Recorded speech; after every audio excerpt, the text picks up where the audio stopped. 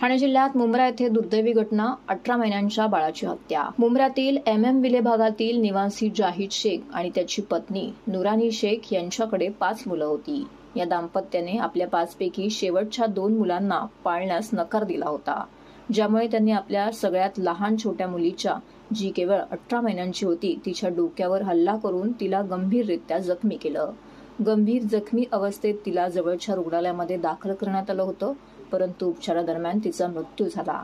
जाहिद शेख हे मूळचे झारखंडचे रहिवासी असून त्यांनी चेंबूरमधील एका मदरसेत शिक्षण घेतलं होतं। त्यानंतर ते मुंब्र्यातील धार्मिक स्थळांवरती मुलांना शिक्षण देत होते।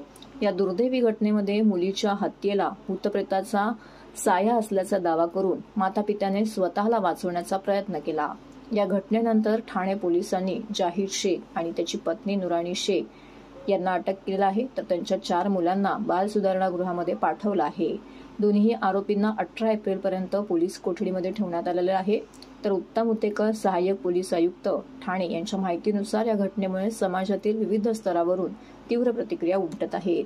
या संदर्भातील पुढील तपासासाठी पोलीस संबंधित सर्व पैलूंचा विचार करत आहेत। मुंब्रा पोलीस स्टेशनला वरिष्ठांकडून एक अर्ज प्राप्त झाला, संतोष महादेव या नावाचा, की शिवाजीनगर परिसरामध्ये एक मुस्लिम जोडपं राहत आहे आणि त्यांनी जादूटोणा आणि भूतबाधा ह्या प्रकारातून स्वतःच्या 1.5 वर्षाच्या मुलीला मारले आणि तिला दफन केलेली आहे।